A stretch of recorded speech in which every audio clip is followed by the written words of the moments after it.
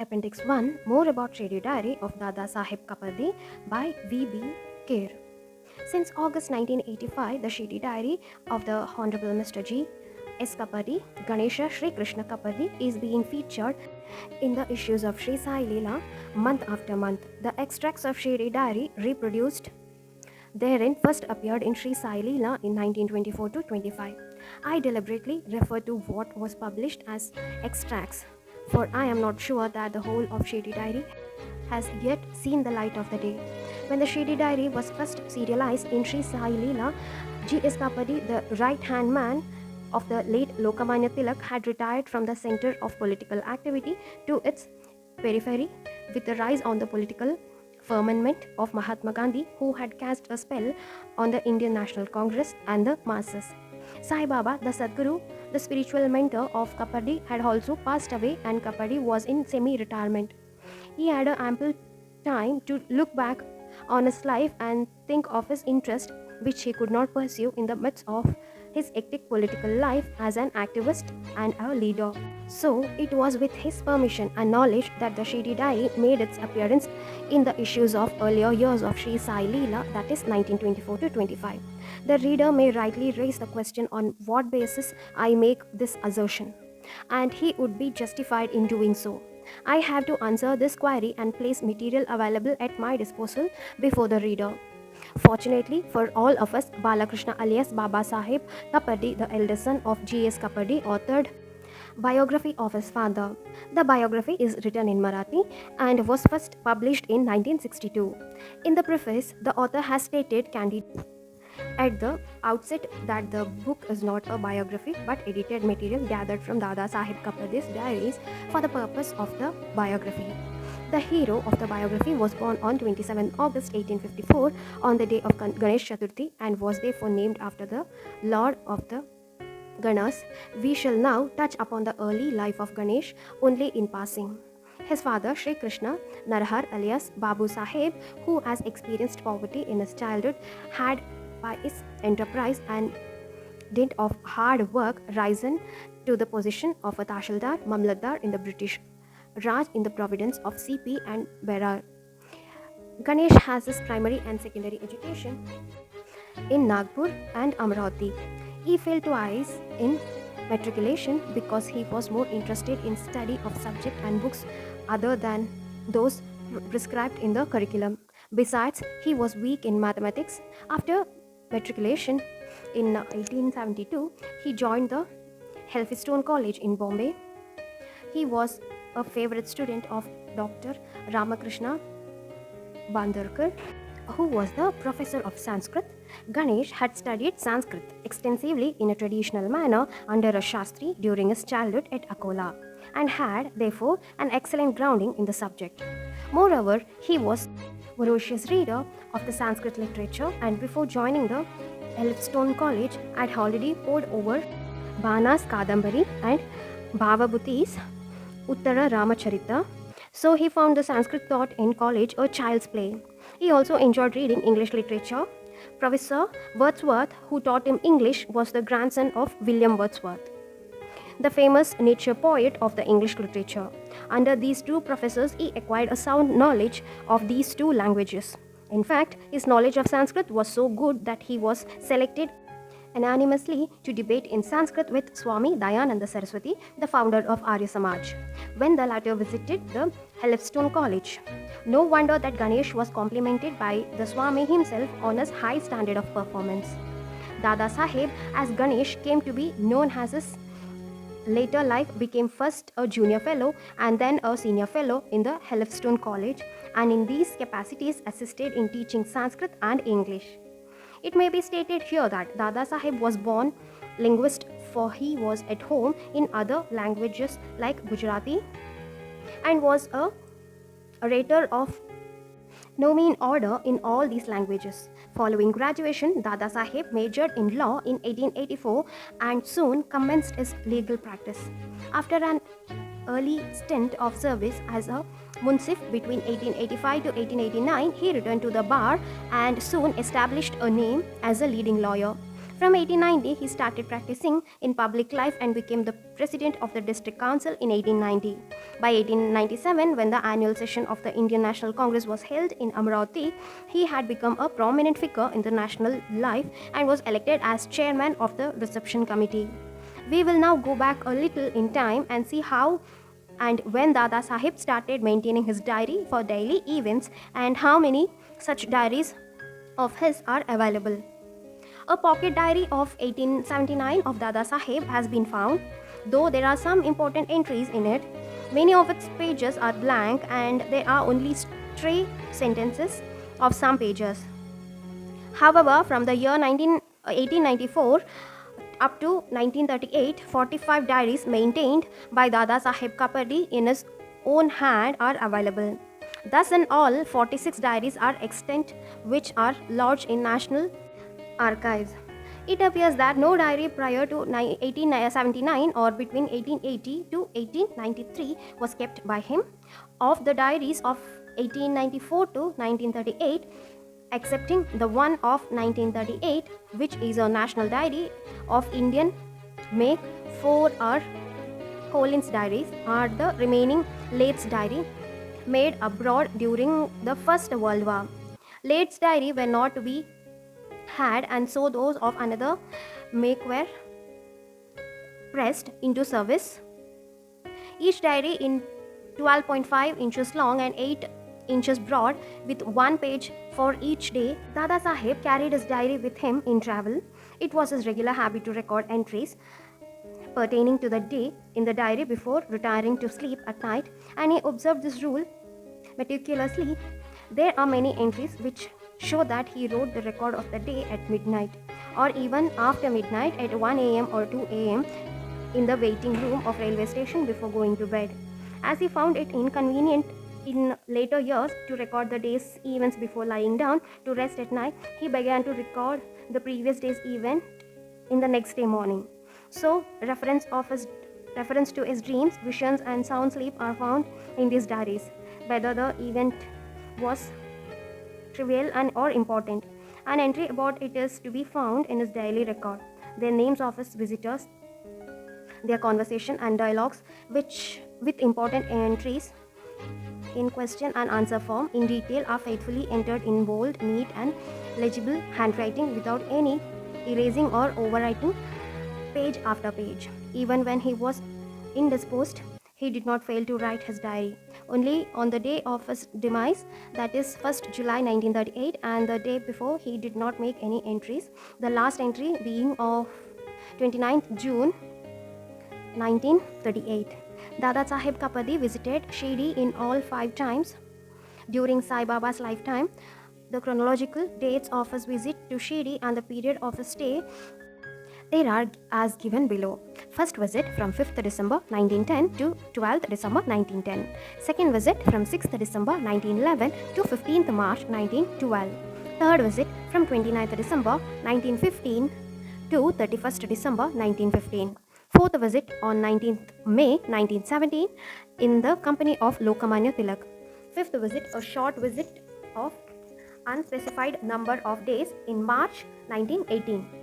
Let us now consider each visit separately and see what information is available in the biography of Dada Sahib Khapharde in addition to what is already published so far in earlier volumes of Sri Sai Leela in 1924 to 25. First visit in December 1910, Dada Sahib arrived in Bombay from Pune and with his eldest son Balakrishna went to Shirdi on 5th December. He stayed there for 7 days and on getting permission from Sai Baba to depart on 12th December, arrived in Akola on 13th December. Normally, he travelled by the first class in days when there were 3 to 4 classes of railway travel. However, on this occasion, as he did not have sufficient money on his person, he travelled by the second class and reached Amravati on 19th December via Akhot. It is recorded that he walked down from Amravati railway station to his residence. That a person of Dada Sahib's standing should even have no money to hire a vehicle to go to his residence may cause great surprise.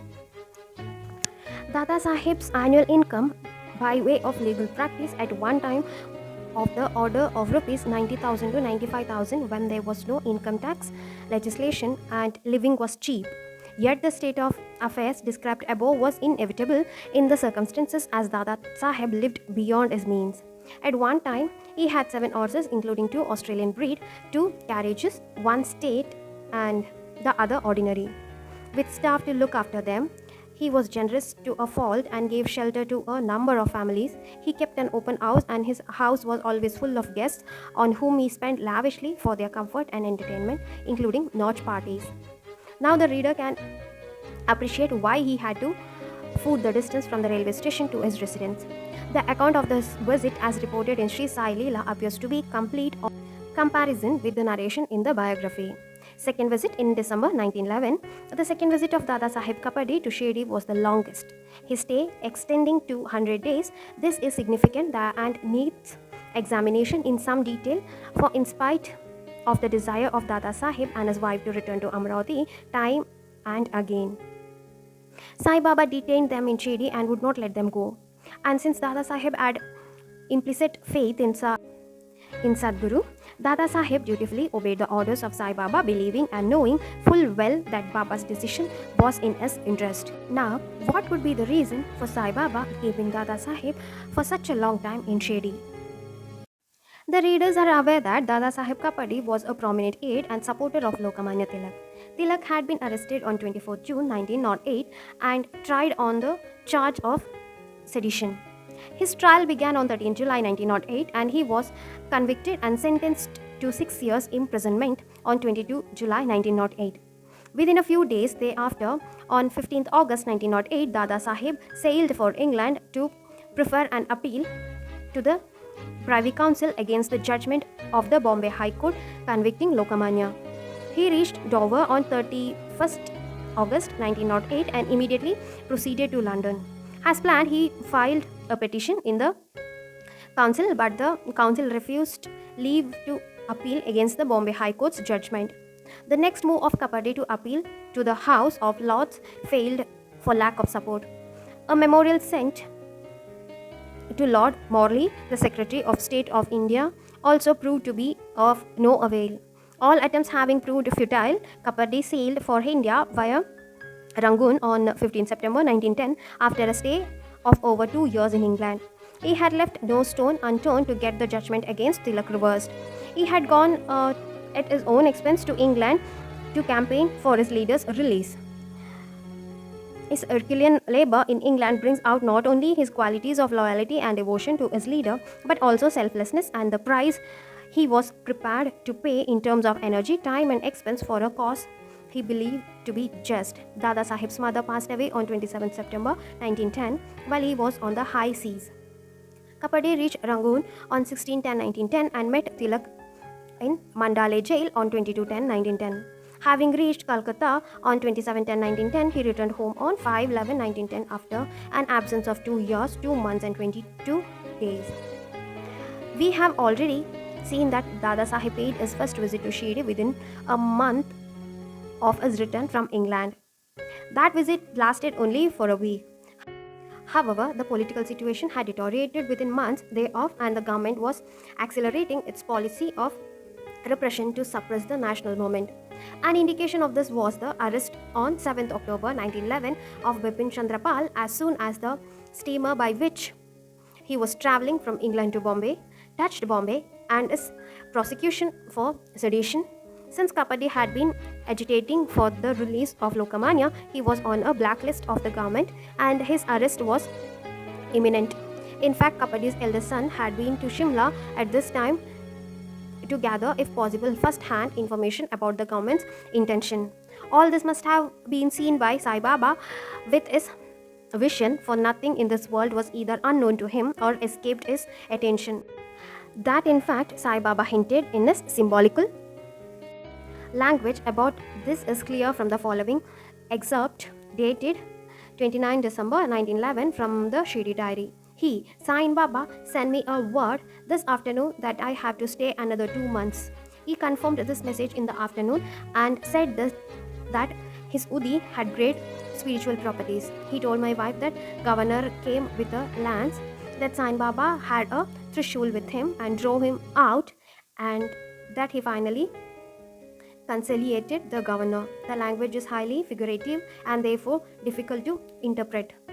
Baba Sahib Kapadi, in the biography of his father, interprets Udi as the grace of Sai Baba, lands of the governor as arrest warrants, and the Trishul as Baba's divine power. There is also a reference in the entry of 29/12/1911 of Shirdi diary to Mr. Natikar, also called Hamsa and also Swami. Hamsa was slight and fair and had sharp features and sweet voice and a gift of the gab as well. He had irradiated himself into the favor of Khapharde by impressing them with a professed holiness and tales of his travels and wandering in Himalaya and Manasarovar. While Dada Sahib was away in England, he enjoyed the hospitality of Khapharde's family for a month. Sometime in 1913, it was discovered that 9 diaries of Dada Sahib were found stolen from a wooden box, which was locked, but they were later returned to the government as they did not find any incriminating material therein. Long after this incident, Khapharde learned that Hamsa was a CID detective planted by the government in their household who had followed Dada Sahib to Shirdi to gather information about his activities there. In his entry of 14th June 1913, Dada Sahib records, Hamsa appears to have taken in many of the pretext of being a sadhu. It is not without significance that the above quoted remarks about Udi and repelling the governor with Trishul appears in the entry of 29/12/1911 while Hamsa was in Shirdi. No wonder Sai Baba must have known about the machination of Hamsa and used his power to ward off any danger to his faithful devotee. The diary of this period had been published in Sri Sai Leela in 1924-25. However, the published extracts are incomplete in some respects and suffer from some omissions altogether. Let us see what these deficiencies are. Entry of 8th December 1911, the following lines are missing from the entry of this date. Madhavrao Deshpande was here and fell asleep. I saw with my own eyes and heard with my own ears what I only read about but never experienced. With every outgoing and enjoying breath of Madhavrao Deshpande comes the clear sound of Sainath Maharaj, Sainath Baba. This sound is as clear as can be, and when Madhavrao snores, the words can be heard at a distance. This is really wonderful. Entries of 12th to 15th March 1912. The following sentences are missing from the entries of 12th and 13th March 1912 and have been rendered into English from the biography in Marathi. 12th March. We finished reading Panchadashi in the class today, so we celebrated the occasion with 2 pomegranates. Baba Palker came from Amravati and said that my family members there are in bad straits. 13th March, Baba Palker has obtained permission from Sai Baba to take me away either tomorrow or the day after. A junior advocate working with Dada Sahib Khapharde. Entries of 14th and 15th March 1912 are totally omitted from the diary published in Sri Sai Leela. The entries reproduced below are taken from the biography in Marathi and tendered into English. 14th March, Baba Palker went before me and obtained permission to take me. 15th March, I, Baba Palker and Dikshit went to the masjid. Dikshit broached the topic of my returning to Amravati, and after Sai Baba gave permission, I returned and asked my wife to do my packing. She will however stay back along with Bhishma and Bandhu. After lunch, I and Palker went to see Sai Baba. We met him near the village gate and on his orders went back, brought some udi and accepted it from his hands.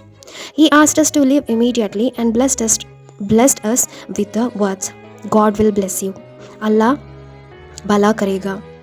We left by 7 p.m. train and reached Manmad.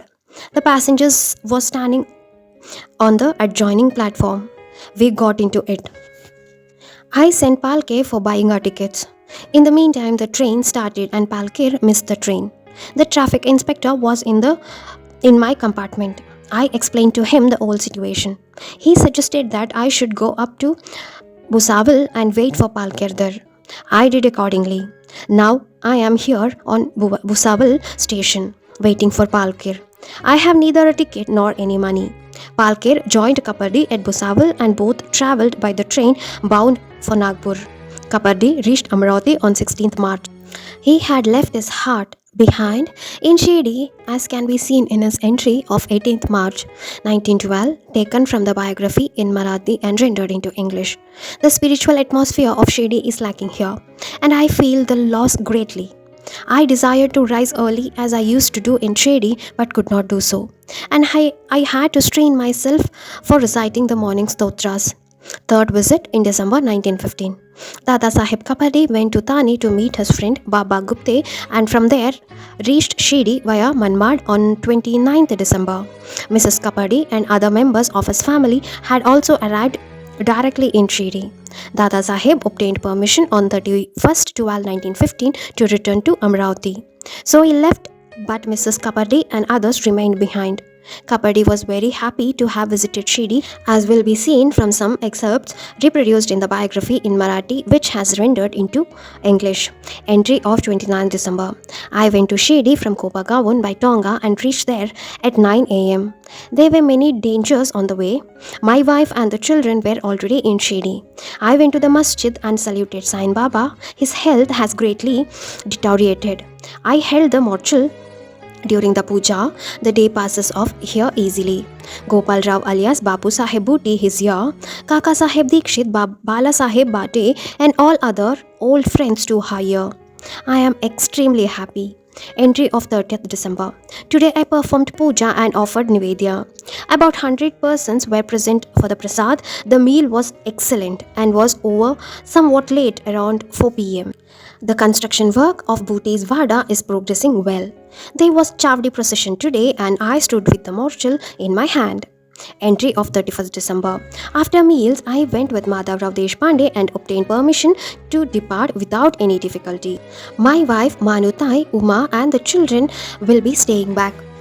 Let us wind up with this, and tomorrow we'll see fourth visit on 19th May 1917.